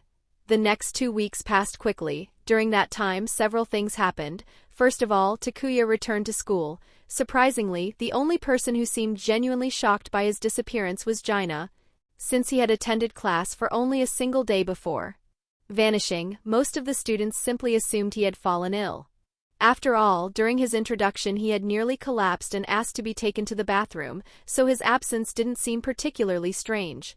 Apparently, the teachers had never mentioned that he had disappeared. They had only told the class that he was sick. Whether that was to avoid spreading rumors or simply to keep everyone from worrying, Takuya couldn't say. Either way, he appreciated it. When he finally told Jaina the truth, that he had awakened, the girl's eyes widened in disbelief. She immediately pulled him away from the rest of the class to speak in private. Rather than congratulating him, she began telling him story after story about her brother, how he always came home bruised, how he was constantly covered in cuts and purple bruises, how every raid left him looking worse than before. There wasn't a single heroic tale among them, just painful reminders of how dangerous being a hunter truly was. Takuya listened quietly, that he understood exactly why she was worried. Still, he explained that he wasn't planning to do anything reckless. His first raid would be a low-rank gate, something small, something meant to test his abilities and let him gain experience fighting weaker monsters. When Jaina asked him to reconsider, he simply smiled and shook his head. No. Seeing that he had already made up his mind, she didn't try to convince him any further. She didn't know him enough to try to meddle. Instead, things took a turn Takuya never could have predicted. A few days later, during the weekend, Takuya found himself standing face to face with a young man who looked about his age. He wasn't particularly tall. His build was rather thin, almost frail. At first glance, he looked more like an exhausted college student than a hunter, but to Takuya he looked completely different. Holy crap, the fucking Shadow Monarch. Well, not yet. For now he was simply Sung Jin-woo, the weakest D-rank hunter, the one the world mockingly called humanity's weakest weapon. Takuya hadn't expected this at all. His original plan had simply been to sign up for a random D-rank raid sometime during the week. Instead, he had somehow ended up on the same raid as the future protagonist of this world. Well, that's one unexpected turn of events. Haha, sorry about this. Jaina insisted that I meet you, Jin-woo said with an awkward laugh. Apparently, his sister had told him everything. He looked incredibly uncomfortable. That it was such a stark contrast to the imposing Shadow Monarch Takuya remembered from the future that it almost felt surreal. Don't worry, Takuya replied with a smile. Honestly, it's reassuring to have someone with experience. The moment those words left his mouth, Jinwoo's expression became even more awkward. Takuya immediately realized why, right? I fucked up a little. This was Sung Jin-woo before the double dungeon, the weakest D-rank hunter, someone who barely survived ordinary gates. From Jinwoo's perspective, being called experienced probably felt more embarrassing than flattering. Well, this is awkward. Takuya resisted the urge to sigh. At least he had confirmed one thing. Jaina had absolutely no idea just how weak her brother actually was. She knew he always came home injured, but she still believed he was simply an unlucky hunter. She didn't know he was considered the weakest hunter in Korea. Well, Takuya broke the silence. Shall we get going? Jin-woo nodded gratefully. Yeah. The two of them began walking toward the meeting point. Most of the trip passed in silence. Occasionally one of them would make some light conversation, but neither was particularly talkative, making the atmosphere a little stiff. Earlier that week, Ikki had offered to buy Takuya proper hunter equipment. He had refused. First, it was ridiculously expensive. Second, his abilities literally came with armor, and if his evolution kept progressing, he suspected that armor would only become better over time. There was no point wasting money now. Of course, he hadn't told his uncle that part. About halfway to the meeting point, something caught Takuya's eye. Takoyaki? A small restaurant stood on the corner of the street. Ironically, it was a traditional Japanese shop right in the middle of Seoul. Without hesitation, Takuya changed direction. Come on. He waved for Jin-woo to follow. The other boy blinked in confusion but quietly did so. Seeing him like this still felt strange. This shy, awkward teenager was supposed to become the terrifying Shadow Monarch one day. Then again, dying once probably changed a person quite a bit. Weren't we supposed to head to the raid? Jin-woo asked, sounding puzzled. We are. Takuya looked at the time. We've still got over an hour. No point getting there too early.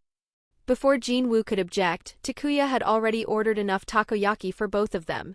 The restaurant itself was surprisingly cozy. It reminded him of the traditional shops from the original Takuya's memories of Japan. At the same time, it also reminded him of those restaurants back in Miami that tried really hard to look authentically Japanese. The resemblance was questionable. Once the food was ready, Takuya handed one of the trays to Jin-woo. Here. Thanks. They continued walking while eating. Little by little, the atmosphere became more relaxed. This time, Takuya deliberately took the initiative. He told Jin-woo how he had first met Jaina, how he had accidentally frightened the entire class on his first day, even how he'd suffered an anxiety attack after arriving. For some reason, that story seemed to put Jin-woo at ease. The more Takuya talked about embarrassing moments, the more naturally Jin-woo began joining the conversation. Watching the change made Takuya think, was Jin-woo always this shy? Or did becoming the Shadow Monarch gradually change his personality as well? Honestly, he couldn't remember. He had read Solo Leveling years ago. There was no way he could remember every little detail. As they continued talking, Takuya asked Jin-woo about his awakening. I awakened with some kind of mana reinforcement, Jin-woo explained. But it's really weak. He gave a bitter smile. Other than letting me actually hurt monsters, it doesn't make much of a difference compared to an ordinary person. Takuya nodded silently. He already knew that, but hearing Jin-woo say it himself made it feel much more real. Then Jin-woo suddenly stopped walking. There is something I want to ask you. His expression became unusually serious. Please don't tell Jaina. No matter how much you see me struggling, if she finds out how dangerous this job really is for me, she'll do everything she can to make me quit. He lowered his gaze. But even as the weakest hunter, I still earn more than I could at an ordinary job. There it was, necessity. That was the reason he kept risking his life, not because he enjoyed it, not because he believed he would suddenly become stronger, but because his family depended on him. If Takuya had to be honest, he found this version of Jin-woo even more admirable than the one who became the Shadow Monarch. This Jin-woo knew his limits. He knew he wasn't talented. He knew things probably wouldn't change. Yet he still entered gates over and over again for the sake of his family. If that wasn't admirable, Takuya didn't know what was. I understand. I won't say a word. He smiled before taking another bite of his takoyaki. And I'll keep an eye on you during the raid. I'm more of a frontline fighter myself. Jin-woo smiled awkwardly. Thanks. Takuya looked down at the food in his hand. This is definitely not authentic takoyaki. He laughed quietly. It wasn't even close, but it was delicious. He made a mental note to come back to that restaurant another day. By the time they reached the meeting point, several hunters had already gathered. The entrance to the alley had been blocked by two men dressed in black. Security. Jinwoo immediately took out his hunter license. Takuya did the same. After confirming their identities, the guard stepped aside and allowed them through. Inside the alley, around a dozen hunters were already waiting. The moment Jinwoo appeared, one of them immediately walked toward him. She was a young woman with shoulder-length orange hair. Jinwoo. She sighed. You actually came? Her tone sounded annoyed, but the concern on her face completely betrayed her. She was genuinely worried about him. Since she was still a few meters away, Takuya leaned slightly toward Jinwoo. Girlfriend? Jinwoo nearly choked. And no. He hurriedly shook his head. She's just a friend. A female friend. Oh. Takuya nodded dramatically. I see. She seems nice. What's her role? Jinwoo answered almost immediately. She's a healer. B rank. Takuya blinked. B rank? Seriously? Then this raid should be pretty easy. Jinwoo's expression immediately turned serious. Don't get overconfident. I've seen plenty of hunters get badly hurt because they underestimated a gate. The sudden change in his demeanor caught Takuya off guard. For just a moment, the shy teenager disappeared, replaced by someone who had survived countless near-death experiences. Takuya nodded. I'll remember that. By then, the orange-haired woman had reached them. She smiled politely before turning to Takuya. Hello. I'm Lee Juhee. Takuya Canberra. It's a pleasure to meet you. Juhee laughed softly and waved her hand. You don't have to be so formal. Takuya blinked in confusion that he had simply introduced himself normally. Still, he just smiled and let it go. After that brief introduction, the group gathered to assign everyone's roles. Like any standard raid party, each hunter had a designated position. The tank would lead from the front. The healer would remain in the back. There was a swordsman responsible for supporting the front line. Takuya would act as a close combat fighter, registered as a monk warrior. Finally, Jinwoo was placed in the center of the formation where he would be relatively protected. That last decision had been made almost entirely because of Juhee's insistence. Some members of the party were understandably hesitant about bringing both Jinwoo and Takuya. Jinwoo, because everyone knew about his reputation as the weakest D-rank hunter. Takuya, because despite being a C-rank, he was still only 16 years old and had absolutely no field experience. Fortunately, after he briefly explained how his abilities worked, most of their concerns faded. At least on paper, a C rank was still a C rank. With the party organized, it was finally time to enter the gate. Takuya took a slow breath. Even if this was considered a low-level raid, he had no intention of entering his very first dungeon unprepared.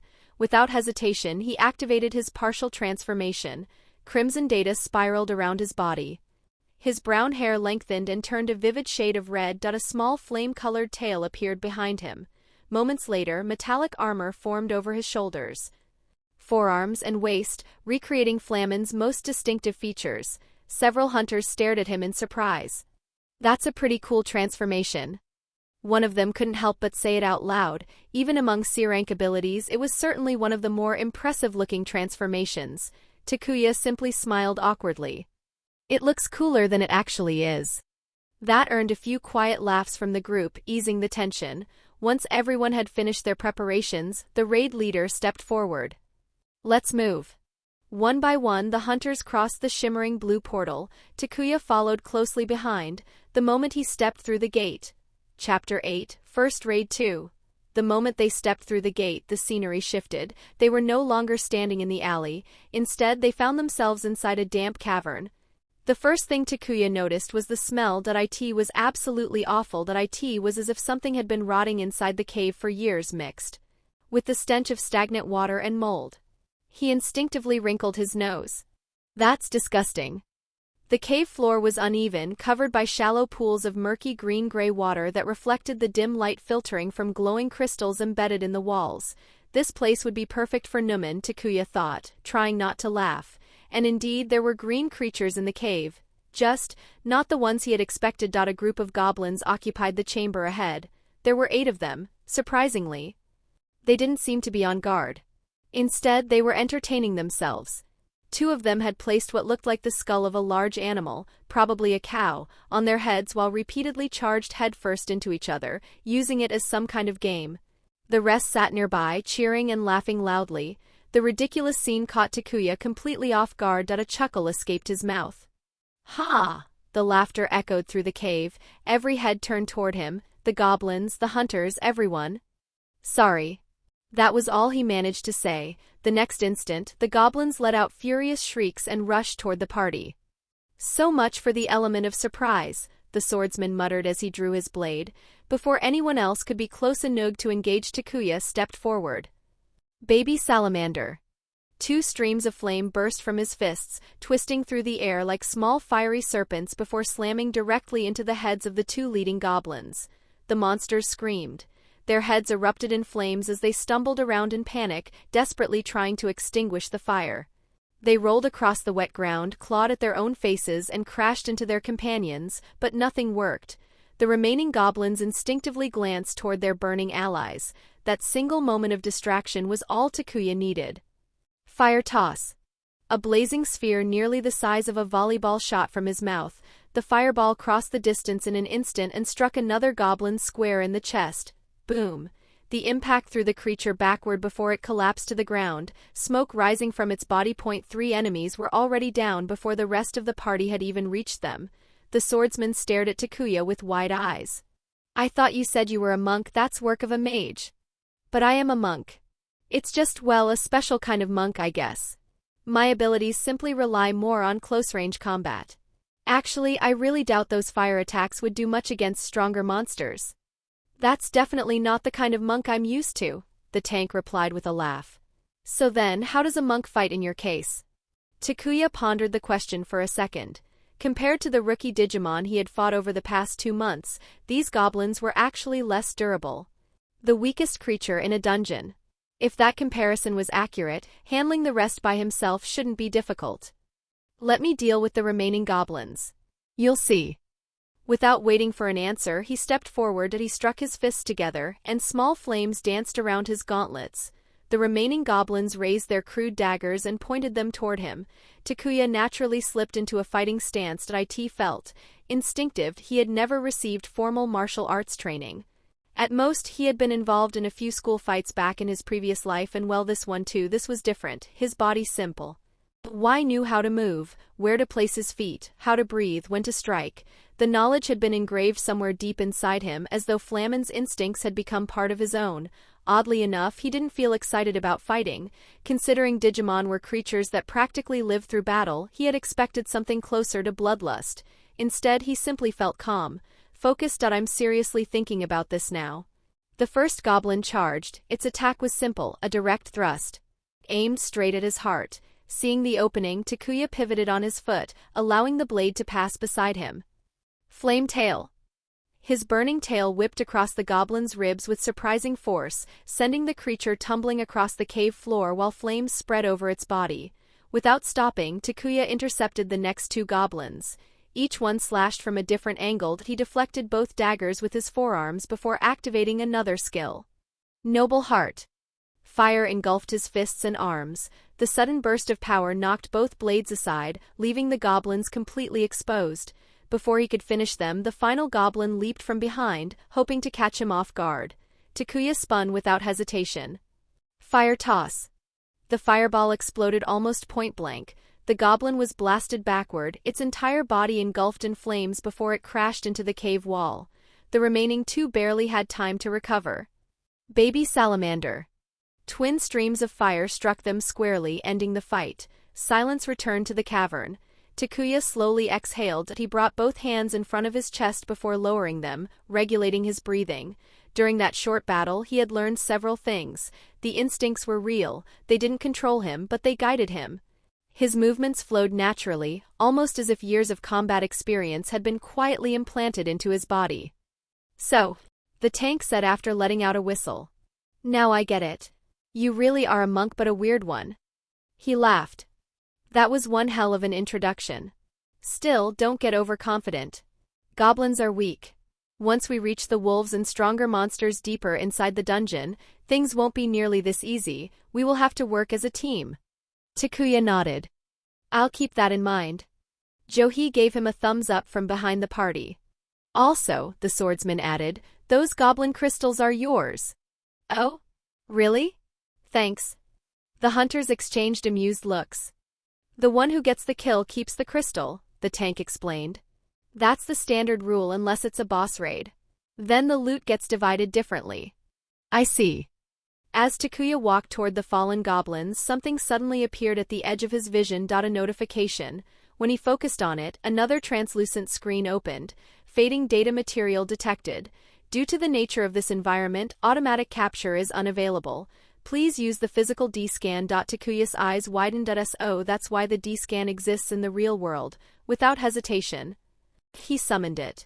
Black and crimson data gathered in his hand before forming the familiar D-scan. The other hunters were already preparing to move deeper into the dungeon, patiently waiting while he collected the mana crystals.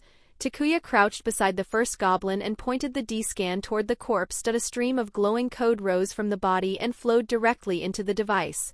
Another notification immediately appeared, this time hovering above the D-scan itself. Drop item detected. Save to inventory. Y/N. There wasn't much to think about. Yes. The D-scan emitted a soft electronic chime. Inventory created. Storage capacity, 01/99. A happy thing. The raid continued. The deeper they ventured into the dungeon, the fewer goblins they encountered. From time to time, Takuya glanced back at Jinwoo. The future Shadow Monarch was struggling against a single goblin. Luckily for him, all 3 goblins he managed to defeat dropped mana crystals. They weren't worth much, being low-grade monsters, but they would still sell for a decent amount. Probably enough to cover a week's salary at a minimum wage job. No wonder he keeps doing this. If Jinwoo repeated this 2 or 3 times a week, he would earn considerably more than he could at any ordinary part-time job. Slowly, the party reached the end of the goblin territory. Since this was a low-level dungeon, goblins made up the majority of the monsters, but now they were approaching the dungeon's inner section, where the boss was supposed to reside. Of course, the boss room wasn't their immediate objective. To maximize profits, every chamber had to be cleared first. The second party assigned to the raid was doing the same thing on the opposite side of the dungeon. 5 hunters here, 5 hunters there. After all, a dungeon wasn't just a battlefield. It was a business.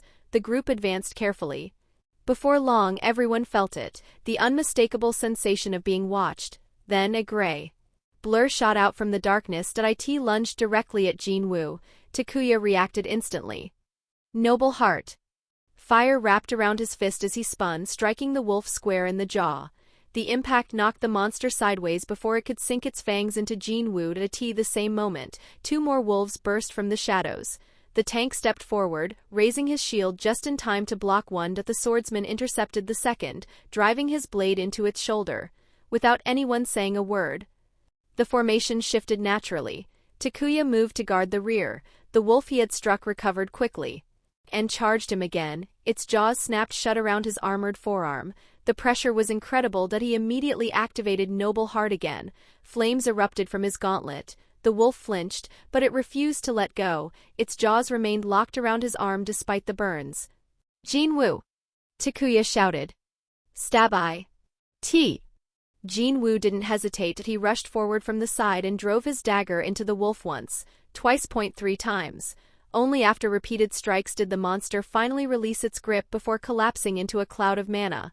Without wasting the opening, Takuya sprinted toward the front line. He leaped onto the tank's shield, using it as a platform. Baby salamander.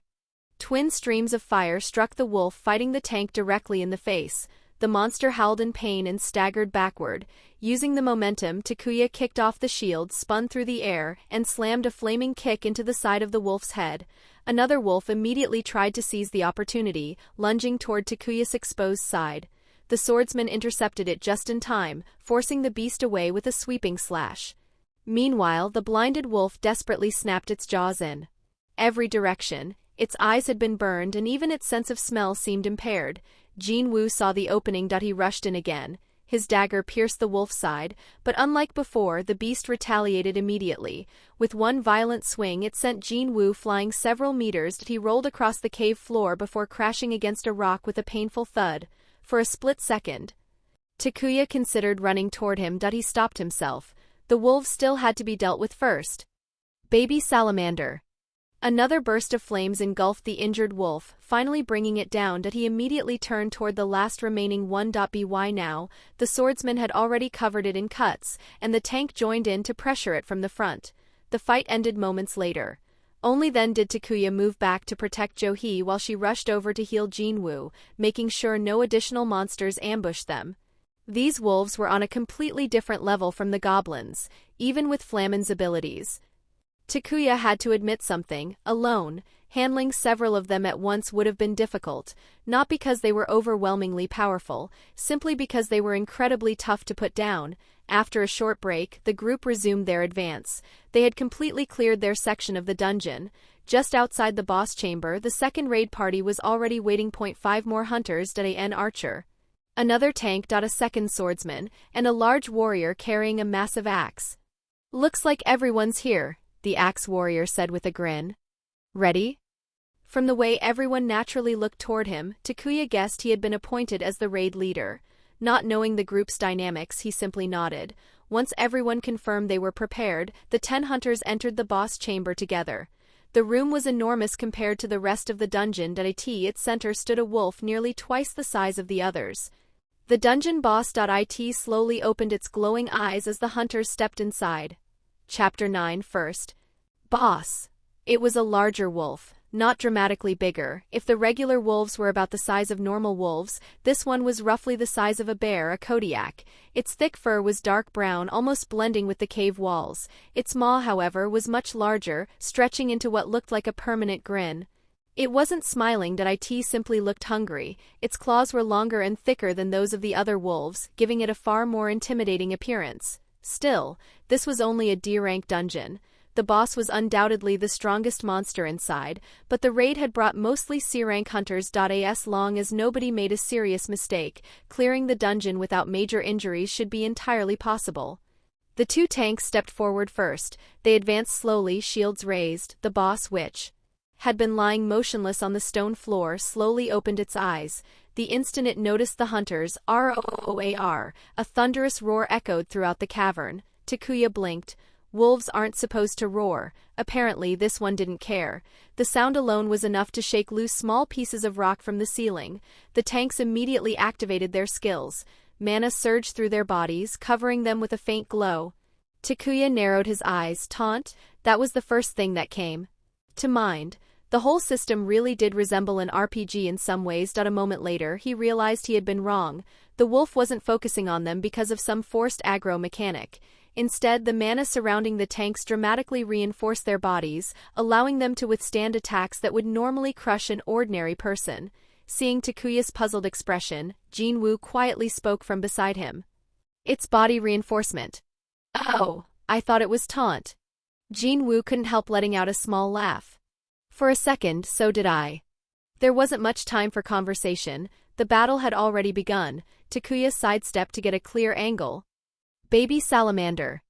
Twin streams of fire streaked across the room and struck the wolf's shoulder. The flames scorched its fur, forcing the boss to shift its attention toward him. Just as it prepared to charge, twang! 2 arrows flew across the battlefield. One bounced harmlessly off the thick hide. The second buried itself deep into the wolf's shoulder. The distraction created the perfect opening. One of the swordsmen dashed forward, using the tanks as cover before unleashing a powerful rising slash across the beast's chest. The wound was deep enough to draw blood. At almost the same moment, the axe warrior charged. He planted one foot on a tank's shield and launched himself into the air, much like Takuya had done earlier against the wolves. With a powerful overhead swing, his axe carved across the boss's face. A long crimson gash appeared from its cheek to just above one eye. The wolf staggered, but it remained standing. It was wounded. Far from defeated, the wolf let out another growl. This time, however, it wasn't normal. Mana surged through the sound itself. The roar exploded across the chamber like a shockwave. The 2 tanks were hit head-on. Their bodies froze for a brief instant. Even the hunters standing farther away felt the effects. Takuya instinctively covered one ear as a sharp pain shot through his head. It felt as though his eardrums were about to burst. Jinwoo had it even worse. The young hunter collapsed onto one knee completely disoriented by the magical roar. That's stronger than I expected. At that moment, Takuya understood why raids almost always included hunters above the dungeon's minimum rank. Technically, a D-rank party could clear a D-rank dungeon. Realistically, a C-rank party was far safer. The opening created by the roar lasted only a second. The boss immediately took advantage of it. It slammed into the two tanks with terrifying force. Both hunters were thrown backwards several meters, their shields barely softening the impact. When they finally stopped rolling across the ground, blood was already running from their mouths. Johi! The healer reacted immediately. A warm green light enveloped both tanks as she rushed toward them, steadily closing their wounds. Meanwhile, the hunters positioned on the flanks recovered first since they had only suffered part of the shockwave. Takuya charged. Noble heart. Flames wrapped around his fist as he drove a punch into the wolf's ribs. The beast answered almost instantly. Its claws crashed against the armored sections protecting Takuya's forearms. Even after blocking, the impact launched him backwards several meters. The moment his feet touched the ground again, "Baby salamander!" Twin streams of fire struck the wolf before it could continue its assault. At the same time, one of the swordsmen lunged forward. His blade pierced deep into the beast's side. The wolf howled in pain and instinctively jumped backward. The sudden movement pulled the sword free from the hunter's hands, leaving him temporarily unarmed. Before the boss could recover, twang! The archer released another shot. This time, the arrow buried itself directly into one of the wolf's eyes. The monster recoiled with an enraged cry. Fire toss. Takuya's fireball slammed into the wolf's face almost immediately afterward, exploding against its muzzle. The beast staggered. The axe warrior seized the opportunity. Charging forward, he swung his massive weapon in a wide arc, carving deeply into one of the wolf's front legs. The boss lost its balance and crashed onto one side. Seeing the opening, both Takuya and the warrior rushed in together. The wolf suddenly snapped its head toward the axe user, jaws opening wide enough to swallow half his torso. It was going for a killing bite. Takuya's eyes widened. Without thinking, he thrust both hands directly toward the creature's open mouth. Baby salamander. The flames exploded inside the wolf's throat, its entire body convulsed violently. For a brief second, everything went still. Then, the massive beast collapsed. Silence filled the cave. The dungeon boss was dead. Takuya let out a long breath. So that's my first raid. Almost everyone sat down to rest, including him. It had been far more exhausting than he had expected. The boss wasn't overwhelmingly powerful. In fact, if one of the monarchs had seen him struggling against a D-rank dungeon boss, they probably would have laughed. Still, the fight had taught him something valuable. A D-rank boss possessed at least the combat ability of a solid C-rank hunter. Could he have defeated it alone? Probably, eventually, but it would have been a much longer and riskier fight. More importantly, it gave him another point of reference for comparing solo leveling scaling with Digimon. A normal C-rank hunter is probably somewhere around the level of an weak to normal adult Digimon, maybe adult level. Digimon ranged from C to B ranked. It was impossible to be certain. Digimon varied far too much. Some species were absurdly stronger than others. Loosemon, for example, could stand among the monarchs despite technically starting from a much lower evolutionary stage. The scaling simply wasn't consistent. While the others rested, Takuya quietly approached the boss's corpse and activated his D-scan. Streams of glowing data flowed into the device. The number that appeared made him blink. Plus 3.9 MB data. Acquired, nearly 4 megabytes from a single monster. Compared to everything he had gathered before, it was an enormous amount. After adding the data from the wolves and goblins, today's total reached just over 6 megabytes. Takuya smiled. A good day's work. DSEN host Takuya Canberra Hunter rank. C primary spirit fire elemental sync. 12% data 6, 5 MB evolution A. Baby I Makamon, transformation unavailable, incompatible host body. Baby 2 Demi-Marimon, transformation unavailable, incompatible host body. Rookie/Child Flamin, hybrid special/High Rocky, partial transformation, incompatible host body, abilities unlocked. A Smoke, a Noble Hearth, a Baby Salamander, a Fire Tail, a Flame Toss. Side evolutions available. Rookie, a Candmon, insufficient data. Ghostmon, insufficient data. Vorvamin, insufficient data requirement, 100 megabytes of data. Next evolution locked. Adult/Champion requirement, 500 megabytes of data. He hadn't noticed it before, but it seemed the system had now integrated his hunter rank into the panel alongside his current data count. Just how does this even work? Takuya wondered as he looked at the screen. Collecting data from living beings sounded bizarre, but then again Jinwoo collected experience points, which, if he was being honest, was an even more absurd concept. At least DNA could technically be considered data. Rookie, we have to go. The dungeon will collapse any me. Newt now, the axe warrior called out. The reward from the boss crystal will be divided according to everyone's contribution. We'll all have to submit a report detailing what we did. If there are any inconsistencies, the Hunter Association will call us in for questioning. Takuya nodded before standing up and walking over to Jinwoo and Ju-hee. That was quite an experience. Do you do this all the time? He asked. The two exchanged awkward smiles. Are you going to keep raiding? Jinwoo asked. Takuya paused for a moment before nodding. There was no way he was stopping now, especially after discovering that he could gather data from monsters in the real world, and in far greater quantities than in the digital world. Even so, he would probably need dozens upon dozens of raids before reaching the adult stage. Maybe around 90, he wasn't sure of the exact number, but it would certainly take a long time. It was fun, Takuya admitted. But I also had a strange feeling. A feeling? Ju-hee asked curiously. Yeah. He scratched the back of his head, searching for the right words. It's like, I can't use all of my power. I don't really know how to explain it. It feels incomplete, as if I should be able to transform completely, but something is preventing me. He wasn't trying to hide anything from the rest of the party. Even if they overheard him, the worst they would think was that he was an overconfident rookie, and honestly, that was perfectly fine. Unlike many protagonists, Takuya saw no reason to hide his abilities. Why would anyone intentionally pretend to be weak? He had never understood that trope. Maybe it made sense in worlds like Naruto, where powerful people actively hunted talented children.